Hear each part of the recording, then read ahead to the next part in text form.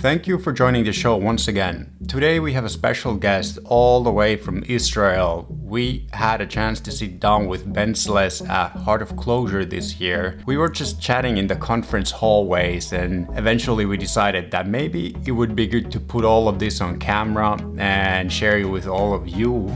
So today we have a lot of talk related to web stack, how Clojure web development could suck less. We also touch on Rama since Ben knew more about it than I did, and we also go through some of Ben's career moves from Intel and Apple to Clojure. So if this sounds interesting to you, you're up for a treat. Unfortunately, we did not have a quiet space to record the episode, so we're in this food court of some sort where people are walking by and making sound. So I apologize about that, but you can still hear what is happening, and I hope you enjoy the show. Thank you for joining me here today, Ben. Welcome.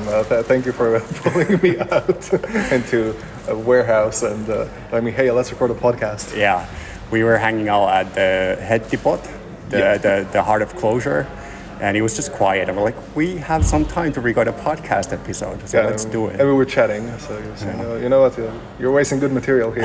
Exactly. So let's put a mic in front of your face and see where your rambling takes us.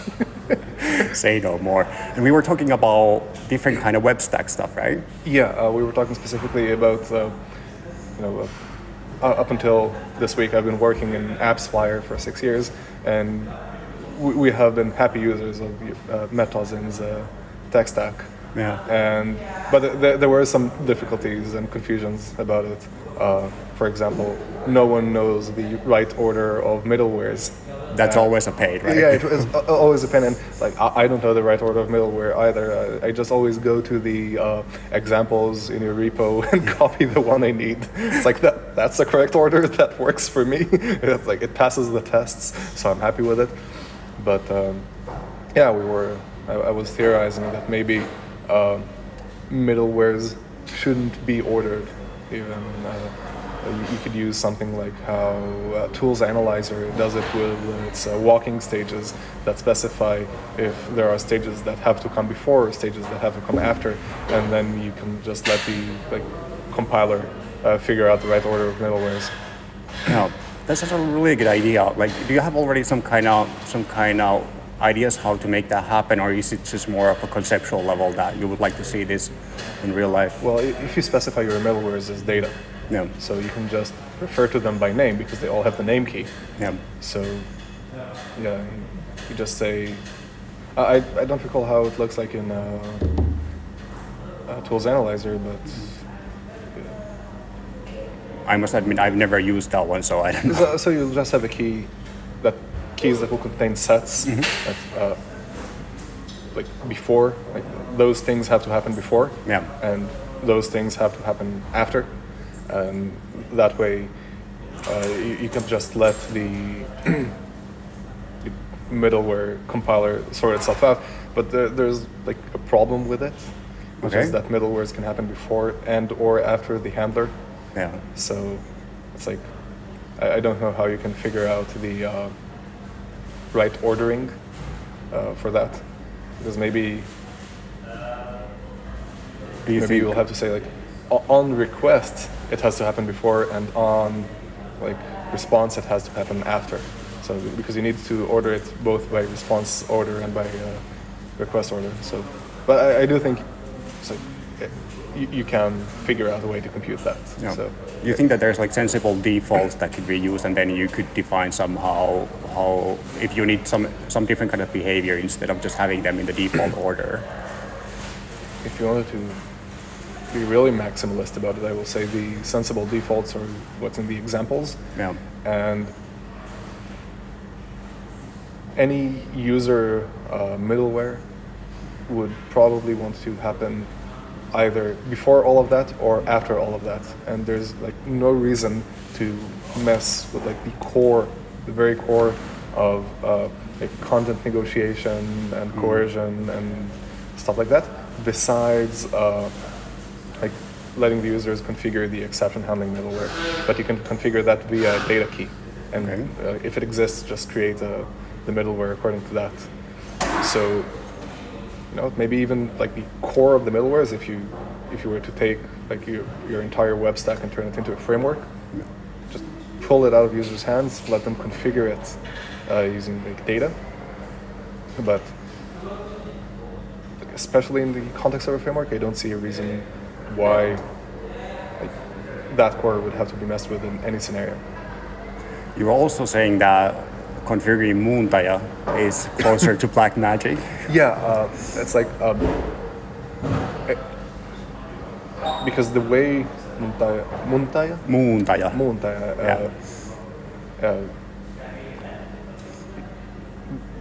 I don't know if the README is synchronized with the current state of how you can configure it in code. Okay, I don't know. And it's not clear if like the options, how the Muuntaya options, how they relate to like rate it. So there's like a lot of questions there, and it's not always clear like what the sane defaults are and how you specify those sane defaults. And same for what's returned from errors. And there, I don't know if you've been keeping track, but I have like made some changes. No, I haven't. For example, it used to by default, I think, return the humanized error. Okay. And I think now that's off by default. Oh, because yeah, you'll find plenty of times when people benchmark their frameworks, for example, they only benchmark the happy path.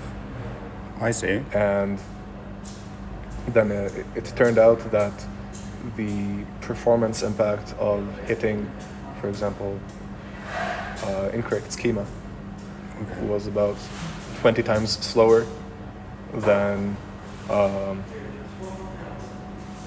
the correct path, and it would get worse as the schema would get bigger. I see. So, okay, there's a light bulb moment here, because it means that there's something proportional to the schema size, and it turns out that the request coercion response was either way serializing the entire like Mali Evo. Okay. So it was building the entire data structure, and the bigger a schema is, the bigger the data structure that will get out is, and then it was also doing the humanize, and it was happening behind the scenes, even if that didn't like go out in the response. So that's off by default now, and it only happens if the user like requests to return on error the error or the humanized response. How does the user define that? It's configurable via like the one of the mystical rated options. Okay, so if the developer, not like the request itself. Yeah. Okay. So if as a developer you say, okay, I want to get back the humanized error because I want to like return an error to the user that the schema is incorrect, then I can get it back. But you can also ask for nothing and just say like invalid request, and that's also good. But you won't be getting like a penalty, which is proportional to the size of your schema, and you know that's really bad when you have a versioned schema. So when you add a new version, you just keep on growing like that. And we had a case like that at work. I assume that you reported that in the GitHub. I PR'd that. Cool. So yeah, that's one of it's amazing how many like toggles and options and levers there are in Rated, and like multiply that with Muuntaya and Mali, and there are a lot of questions regarding how to use the Mali schemas correctly, the registries, because there are things that could be useful from the Mali util schemas, but you need to bring them into your registry if you're working with a registry. So I'm not even sure if the registry story for Mali is like completely has reached its conclusion yet, because having a global schema like spec does,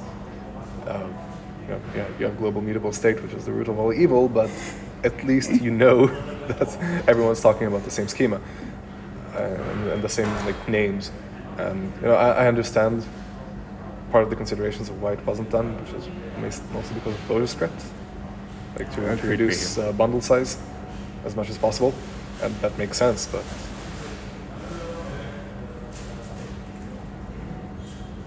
maybe the through line of what's missing here is a lot of sane defaults, or the hit the ground running defaults, and there are some defaults that may be better for production time, and other defaults that will be better for dev time.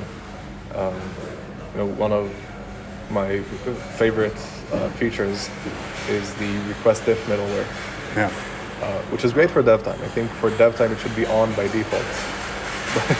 It shouldn't even be an option for production. Just disable this if you see this in production, right? Yeah, it's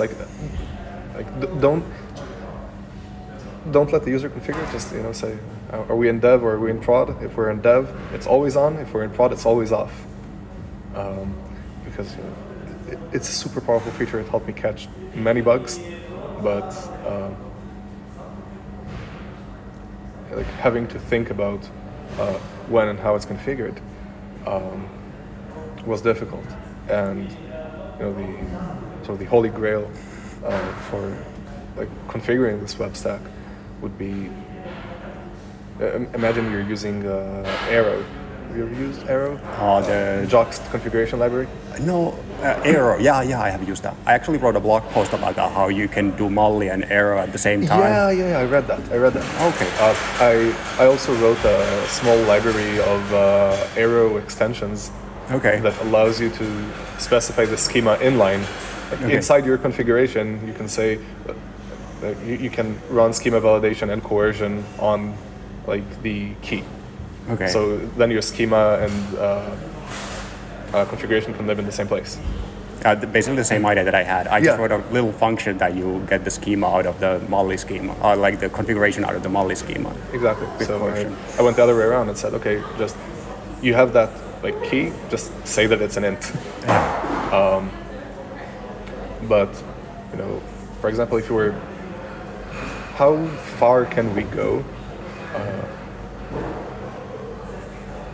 with just data and with let's say late binding?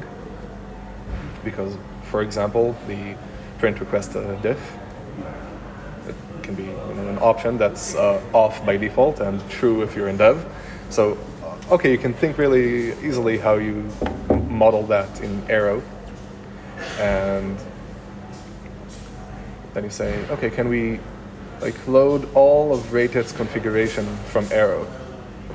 Yeah, we actually can, because we can specify middleware as data. So if we pass in a middleware registry, I see. So we can just write the middlewares as data too. Okay, cool. One step closer. The routes are also data. There's only one thing in the routes which isn't data. The handler. Exactly, but just add handlers registry. And I even opened an issue for that. I'm looking at how you can make that happen, but if you add a handler registry, then you can have the entire route specified as data, besides the Muntile options, right? Yeah. And I'm probably mispronouncing it. Oh, it's perfect. Okay. So, just a tiny hack that if instead of a Muntile instance you have a map, then turn that into a Muntile instance, and then you can specify your entire web handler as data, and get the handlers by way of requiring resolve, and that's the latest binding you can imagine for anything,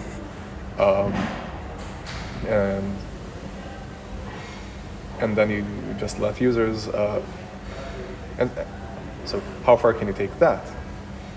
maybe you don't even need to. Do you even need to load that file? Just specify a resource on the resource path, and we'll spin up the server. Okay, but the server needs configuration, like the actual HTTP server, be it a HTTP kit or a Jetty. So you need some way to inject the server configurations, and now we are edging towards something that looks like another DI framework, which in Clojure I have a shelved blog post about why the hell do we have 6 dependency injection frameworks in Clojure, and by the time I wrote that, 3 more have appeared. So we are at risk of getting overrun and flooding in dependency injection frameworks. Okay. And I don't understand why we have so many. Like, what's wrong with component?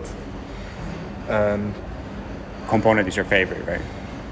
it's not my favorite. Okay. It's my least unfavorite. Okay. One term I learned from the chief architect in AppsFlyer. If you're familiar with physics, there are preservation rules in nature. You have the preservation of mass, you have preservation of energy, you have angular momentum. So there's a rule of preservation in software, which is the preservation of suck. Right? Something's always going to suck, you're just going to move the suck around. So in component, the suck is reified in having to write records.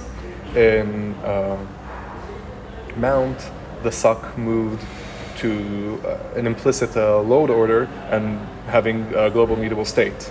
And what's the one written by James Reeves? Integrant. Integrant. In integrant, the suck is moved to not knowing where things are configured, because you can configure them via multi-method, so that can happen in any namespace you can imagine, and complexity of having lots of lifecycle things. In clip, the suck is clip looks simple, but it's actually an interpret clip. I don't know that one. It's written by Juxt. Okay. But it contains a metacircular interpreter. Okay. And that's very cool, but why? It's I'm impressed. My hat off to you, but God. There's a really cool one called Nexus. I don't know that one either. It's based on Pathum. Okay. Pathum 3. I've heard about that, but I've never used that. So Pathum is an ingenious idea. We're just using data, we're just using maps, but it lets you specify how the values in the keys should come to be under those keys, and say, okay. So to calculate that key, you need to calculate that key and that key, and it's it resolves the dependency order, and it runs it all automatically. Very clever, very nice. So it turns out it's a very clever way of also writing a dependency injection framework, because you just say, okay, I need this component, that component needs those other components, so everything just resolves naturally. Very clever idea, very natural use of that, but you're pulling in a huge framework to achieve something that is relatively simple. There's Donut. Don't know that one either. By Daniel, wrote Clojure for the Brave and True. Okay. So he's going more towards the framework direction, but I think the suck there is it's another framework and it's new, and I think that nesting systems, which is something that he allows and others don't, is actually going to be slightly more complicated. So everything sucks, just in different ways. Okay. So how do you get out of this mess? And why do we have so many frameworks? Why do we have so many? It's kind of a Lisp curse. It's so easy to write one that everyone does it, because there's a tiny thing they're dissatisfied with regards to the existing frameworks. But what if the original mistakes, the original sin, was that we actually had too many degrees of freedom? I see. And it's you had so many ways of doing things that it made it easy to get things wrong. So what I tried to do is to take component and constrain it. And it's like you have sort of like two types of components. You have components that have state, and you have components that they have state and they access that state, and you have components that sort of just wire other components. Composing, basically. And that's it. So it's either composition or state access. Two types of components. Okay, let's make sort of constructors, like generic constructors for those types. So the wiring, the composition component is just like a map. So when extend via metadata was added to a component, that was great. You can just like get a map and like wrap it with the component start, and it can like wire its dependencies, and that's it. The wiring is done. And even if it contains some state, it's not using it. It's only like wiring that state to other components. So that's good. And the components that access that state, you can always model that access of state with some function. So you pass a function to create the initial state, and you create the function, I called it a step function, that accesses that state. And then you, like when other components consume that component, they use it as a function, because functions are just interfaces, and it implements, I implemented the ifun interface, so you can just use that component as a function. And suddenly you don't have to define records anymore. And that, like, that eliminates the suck of having to define components, of defining records, sorry. So where did I move the suck to? It forces you to write your code in a very particular manner, because... So it's more like opinionated way to do things. Yeah, it's more opinionated regarding code organization. It's like, it manages access to the state, because in all other dependency injection frameworks, you can just access any component and pass it as an argument wherever you like. And that highly discourages you from doing that. But that also plays really nice with Arrow, because then you can build your system, the system configuration, to have the same shape as your system map, and then as suggested in the Arrow README, you just merge with merge, and you inject all the configurations into the constructors, like into the maps, before you pass them onto the functions that initialize them, and it all just like works out. So that goes like slightly more towards the framework direction, but it's like very easy and clean. And I do believe it's like simpler because it forces you to write in a very particular like style. Was this one of the drafts that you have for your blog? So it's not a draft. It's a project that I haven't finished. Okay. I called it Companion because it's a companion to component. Okay. So it's sort of, instead of making a new framework, just build something on, like the framework gives you like good primitives, but maybe they're too loose. So use this on top of it and do whatever. And another primitive that was like missing, and that's something that Donut did, was the option to like specify a system generically. Because let's say you're building a web server.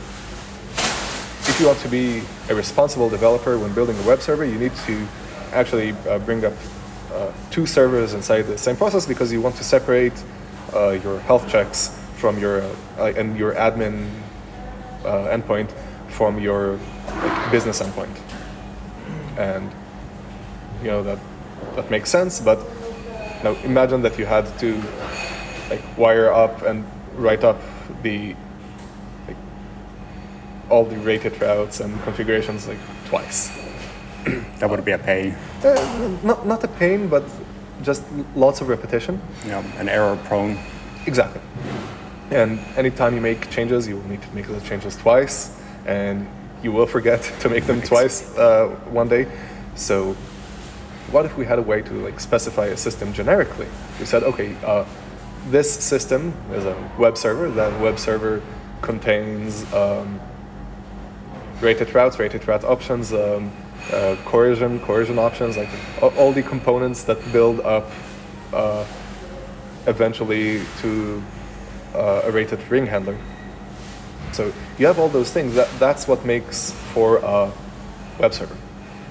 And something nice that you can do with components is you can use qualified keywords. So you can take like a system, a generic system, and then you can qualify its keywords. And I wrote it such that it can like resolve which keywords, like which dependencies are in the subsystem and which are outside the subsystem, and qualifies the dependencies correctly for those inside the subsystem, but those outside will still be looked up like inside the global system. So then you can just, if for example you want to use a global executor service, so you can say, okay, that thing is going to look up in the like global system environment an executor. Okay. Or maybe a better example would be a metric health registry, or like a health registry or a metric registry, or some exporters or what have you. So they're going to look them up if you specify that as like a using dependency. It's going to look that up in the system map, not inside your subsystem. So then you can also validate the system before starting it, that all the dependencies are there eventually, and then you can create like multiple instances of the same system. Just qualify it, like admin server and app server. So how finished this project is? It's usable but not used yet. Okay. So it works. Do you have enough of a README that if people want to check it out, they can get started with it? The README covers mostly the first part, not the second part, regarding like the subsystems and how to use that, and I just need to like cook up the examples basically. But it, like again with the preservation of SOC, it does make some things more verbose or difficult, because you would imagine that if your handler, for example, is using something that has state in it, you'll have to instantiate your handler some way. So it's like your handlers will become components in a sense. So you'll need to put your handlers inside your system app. Okay. And everything. So that's where the SOC has moved to. Any other ideas you have for the general web development frameworks, or the scene in Clojure? Like, what is still missing? It's missing. I don't know if it's missing because I haven't worked with it, but I know that Buddy does like authentication, but it would be nice to have like authentication facilities maybe optionally bundled with Rated. That would make sense. And there are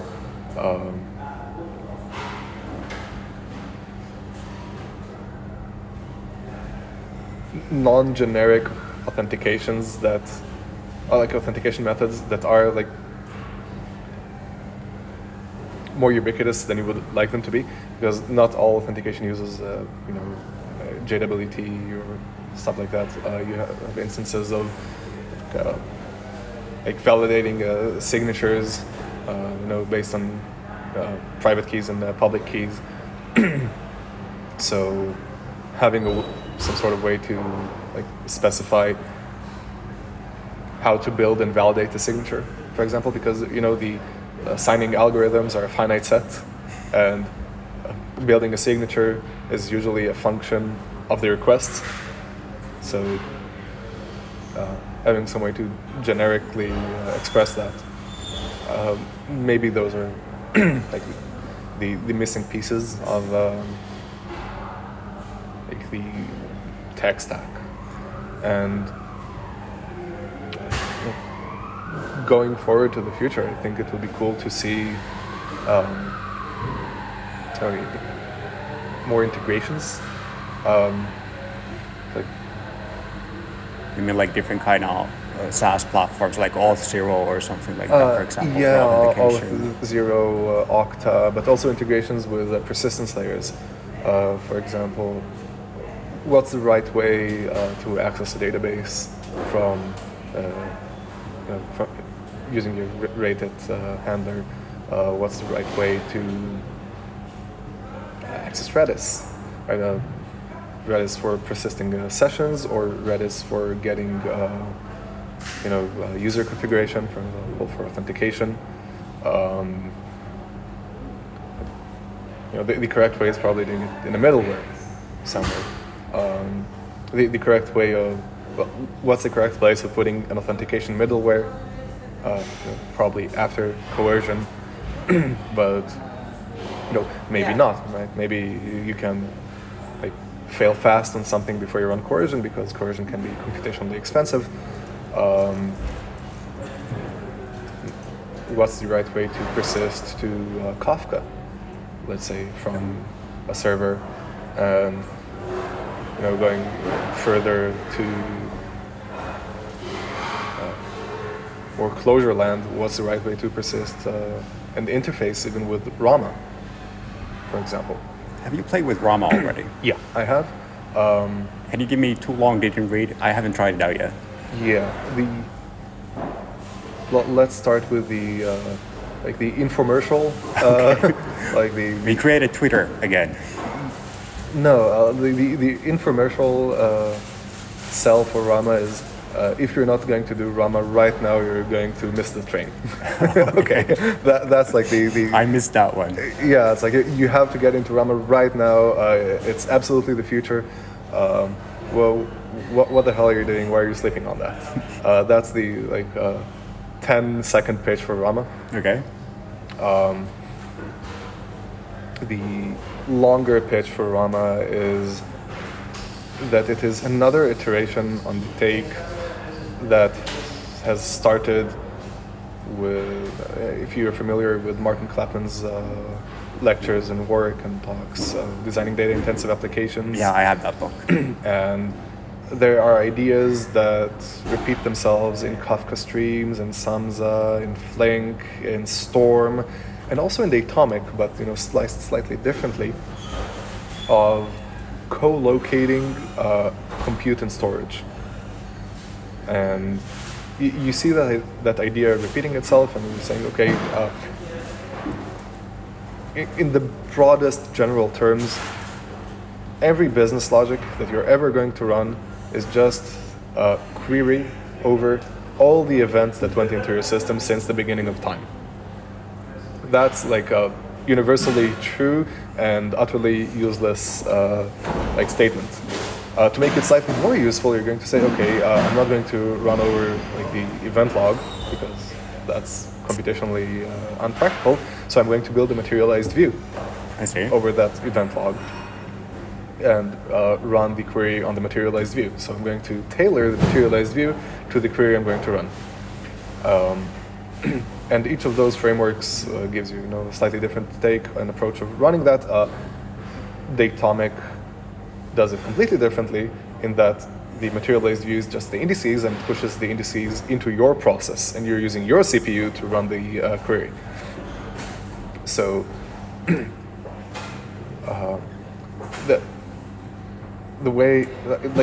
important thing that all of them figured out, that it is very good to co-locate where the data is and where the computation is running. So Datomic does it on your process. All of the other frameworks do it on their process, and the way they do that is by sharding. So you partition. You say there is some sort of probably natural partition to the event log that I'm running on, so I can partition both storage and computation, and then I can, when I run my query, I naturally know which partition I should go to, and since the storage and compute are going to be co-located, I'm going to save a lot of time on round tripping, and maybe I won't even have to go out of the process to run my computation. So you're going to, and that makes the computation itself very naturally parallelizable, and that's that's why those frameworks. I haven't solved on Rama specifically, but this is why those frameworks are a good idea. What Rama does differently, or where it takes it to the next level, is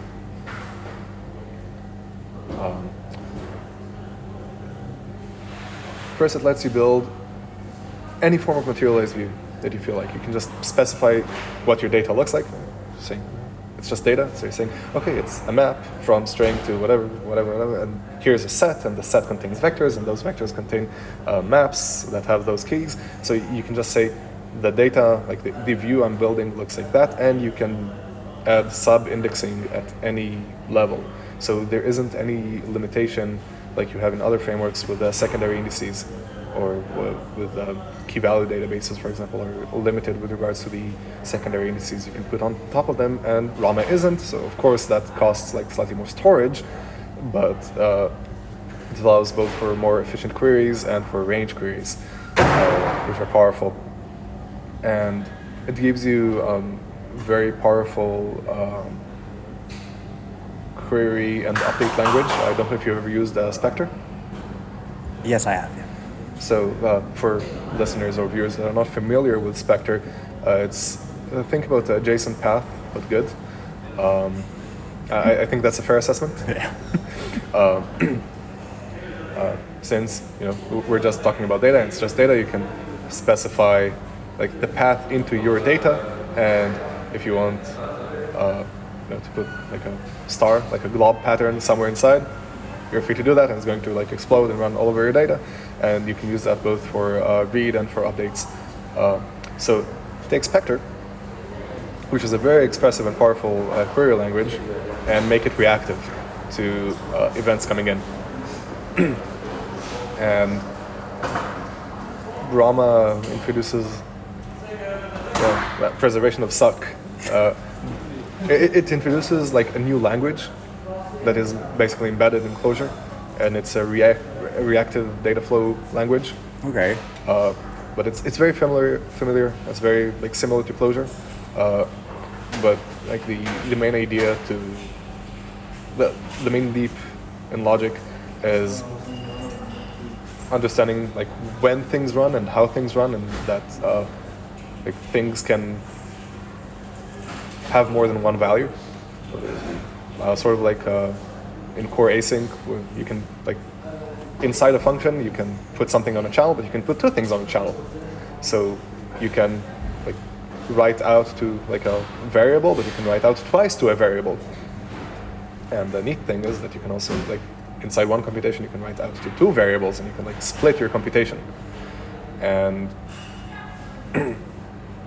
so that's where the like difficulties of the learning curve is, and like the DSL that Rama introduces is Turing complete, and it's reactive, and there's like it is similar enough to Clojure that the learning curve isn't too hard, but it is like you are learning a new language. It's just very familiar, but you have everything. Like you have loops, and on top of that, you get to play with one of the most important primitives of that system, which is in which partition of the system is your computation running on and getting persisted on. Because everything has to serve eventually the query that will come in. So you can switch partitions mid-computation, both in the write path and in the read path. And one of the craziest features in Rama, which I haven't seen in any other framework, is there are two like configurations in running the write paths in Rama. There's like a streaming configuration, which has lower latency, and there's the microbatch topology, which has like slightly higher latency. But the crazy part about it is that writes to different partitions are atomic. Okay. And there isn't any like key value database that lets you write to two different keys and update them both atomically. Can you explain why this is a huge thing, or like mind-blowing thing? Or is it a mind-blowing thing? It isn't mind-blowing thing. It's like something and I'm not going to say something you always wanted. It's something I always wanted working with like key value databases in like a high throughput and high scale, and it's like every write is transactional. Every write is like strongly consistent, atomic, and isolated. and appears immediately cross partition, and it's like that's always like the hard part when things get partitioned, and Rama just solves it. So if that's your problem that you're trying to solve, just pick a Rama, and that's there already. Exactly, and I'm even going to say every problem that you can model as like an event-sourced problem, Rama would be a good fit. Okay. And if you're expecting your business to grow, Rama would be a good fit because of its like topologies and architecture. It can save a ton on compute. And something that I have also experienced playing around with Rama and doing a proof of concept with it internally is that something that would be like 6 services across 3 teams with like multiple databases, you can whip up in Rama in a day. Oh, damn. Yes. And it's like once you have like a Rama cluster set up, the insane speed in which you can iterate and build something that's working.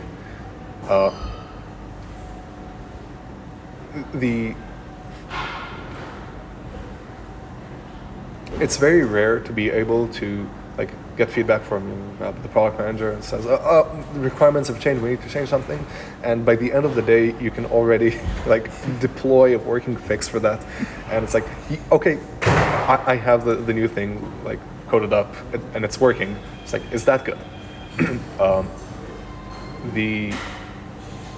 Like Rama builds itself as the 100x developer platform, and it sounds like vaporware, but it's actually true. And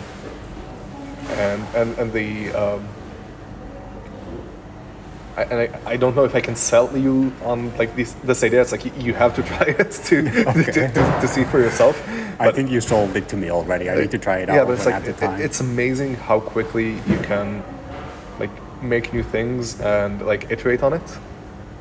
And something that would be nice, and I spoke about with other people who used Rama, is that Rama has its own schema for the data. But we already have something for specifying schema which is very powerful, which is Mali. So it would be cool to have, for example, a way to compile a Mali schema to a Rama schema. It sounds like it would be useful. And there's like a ton of like cool features and things you can do in Rama. It's like generating like unique identifiers and like things that would be hard, like a distributed linked set, but or scheduling events. But it's all solved in Rama, and it's like so easy. So hats off to Nathan. He did. Him and his team did a great job there, and you should definitely try Rama out. And I hope it makes Nathan a ton of money and people can keep using it. That sounds good. Hey, let's go back to you. We started this with talking about methods and then web stuff. We usually start like introducing the guest and like talking more about you. So I would be curious hearing more about how did you end up in Clojure and how you ended up in the performance side of things. We kind of talked about it already, but let's do it again. Yeah. So how I ended up in Clojure, I started up in electrical engineering.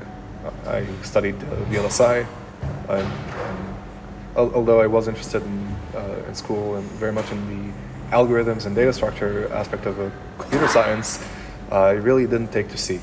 And then I started working in Intel, like half of the electrical engineering grads in Israel, and the other half works in Apple.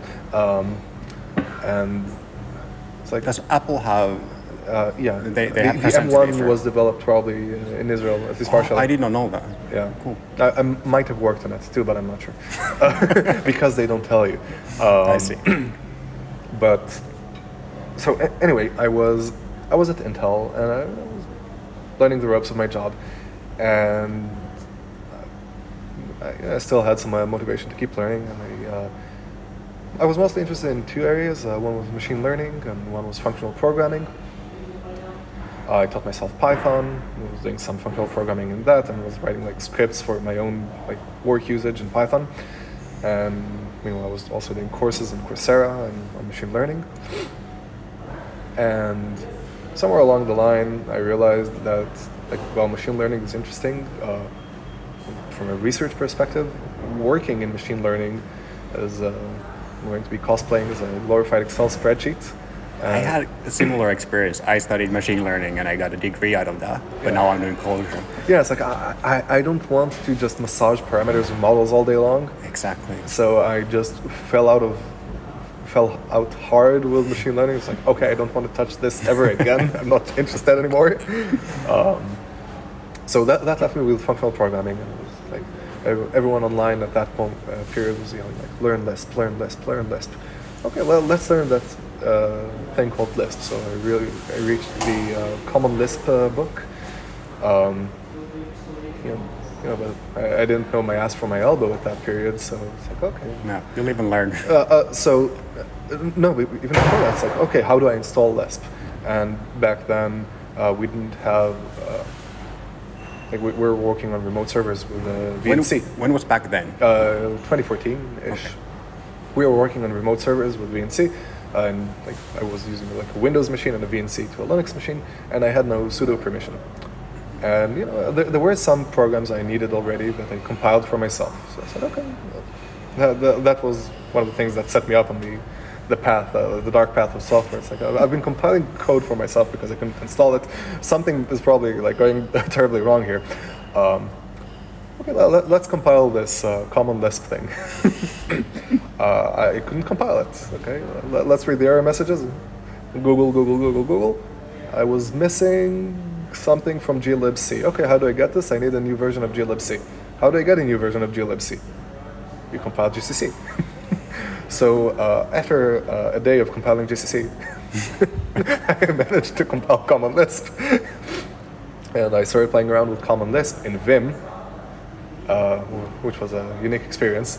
But by that time, when I was compiling GCC to compile CLisp, I was realizing that maybe I'm in the wrong line of work because I was having way too much fun.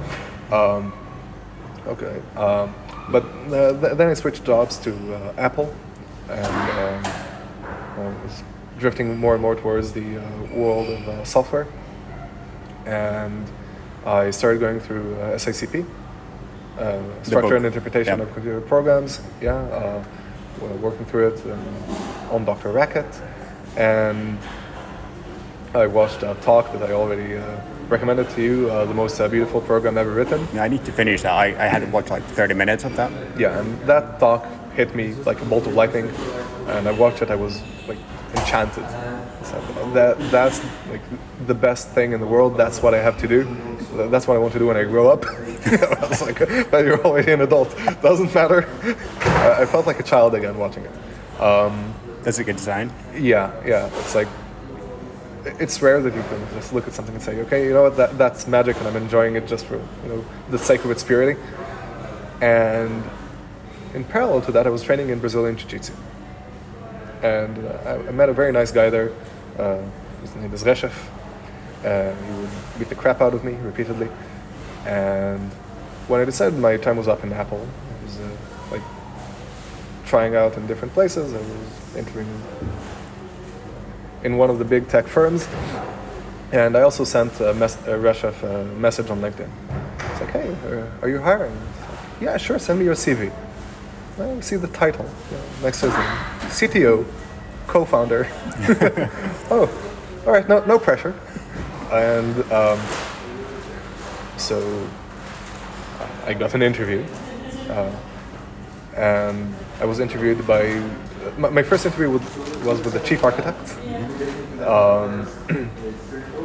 And that was my first programming job, my first proper programming job 6 years ago. And was that in Clojure? And that was in Clojure. And one of the reasons, for example, I told the dollar big tech firm, no, I don't want to even continue interviewing, was, hell yeah, I'm going to do functional programming in Lisp. Catch you guys later. I don't need anything else. And what do you know? It turned out to be like the best choice I made in my life. And it's like I've been programming in Clojure hardcore for 6 years, and AppsWire is still handling like crazy scale and complex business requirements and everything. So it was like the best school of hard knocks I could imagine. I think half a year in, I DDoSed our partners by accident. Your first production bug. Everyone's returning 400 and 500. What happened? You crashed them. Shit. Yeah. So that was a bit of a stressful experience, but I can imagine. But I also learned then another major difference between the world of software and the world of hardware. It's that how you react to mistakes and how you learn from mistakes. And my manager was like very, very gentle with me. It's like he sat me down and explained, look, nothing happened. Everyone makes mistakes. I made worse mistakes. The important thing is that you don't make those mistakes again. Yeah, you need to learn from them, right? Exactly. It was during AppsFlyer that you saw Tommy's talk about Clojure performance. So that was in 2019. Was that Clojure North, or where was that? It was Clojure Tray, I think. Okay. After Clojure Tray, I was at home, slightly feverish, and I was passing the time. Well, let's watch some Clojure talks. And so, something about performance. I was constantly arguing with our chief platform architect, who was very in love with Java, and said, Clojure is a slow language. It's very bad in all sorts of ways. It's like, no, you're wrong, and I'm going to prove you wrong. It's like, oh my God, talk about performance, just what I needed. And I watched Tommy's talk. It's like, okay, that's interesting. Well, let's start hacking. And what came out of that hacking was the first lines of CLJ Fast, which is a library I wrote for unpredictably faster Clojure. It's unpredictable because the optimization performances there are dependent on the style of your writing. But if it can scrutinize the crawl site and, for example, unroll it, it will. But that depends on how you wrote your code. But watching that talk is what really put me on the path for performance optimizations, and the more I wanted to prove our chief platform architect wrong, the more I learned about performance, and he also sent me on really good research paths, use async profiler, use Java Flight Recorder, use Visual VM, watch talks by Gil Tene. I don't know if you're familiar with him. Gil Tene is the CTO of Azul. Okay. Familiar with Azul? No, I'm not. Azul builds JVMs. Oh, I see. Yes. They must know their stuff. Yes, they do. And their claim to fame a decade ago was, and I'm quoting here, that they solved garbage collection. Okay. They built a pauseless collector, which is proprietary, of course, a pauseless high throughput collector, which is everything you ever wanted from a garbage collector. So no more GC pauses. Their clientele includes high frequency trading firms, fintech and stuff. So these people need pauseless collection. So that was back then. And what Gil Tene knows about performance is more than he forgot more than we'll ever know about performance. And he has a lot of insights regarding JVM internals and also how to measure performance correctly. For example, never take averages, always take percentiles. What's the meaning of optimizing to a certain percentile, and where your wall is, and what's the translating the real world implications of percentiles. For example, let's say your 99th percentile is good, and your performance wall is at your 99th percentile. So that means 1 out of every 100 requests is slow. So 1 out of 100 customers will have a bad experience. But that's not true because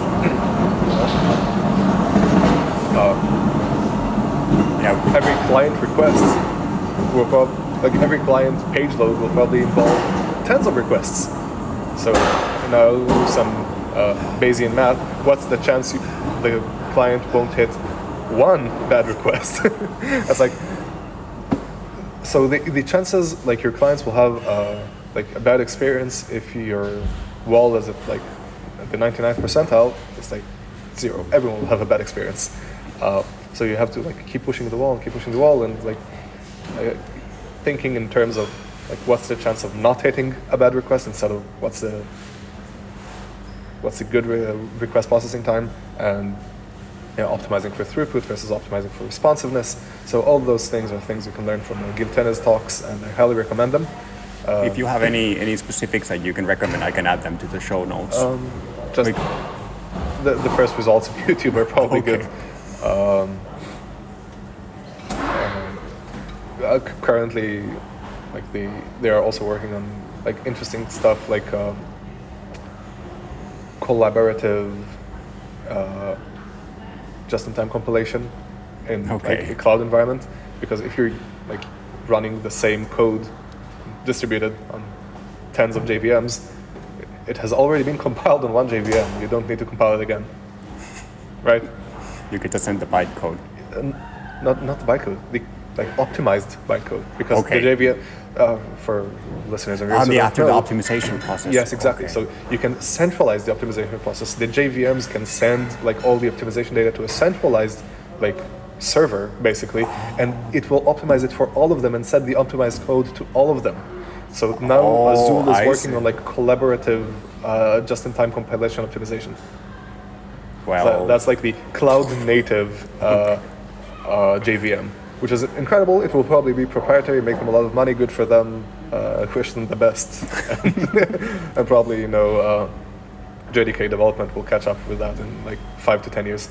So that's cool stuff to look for in the future. But that's like that's the path I was put on, basically by trying to prove a Java nerd wrong.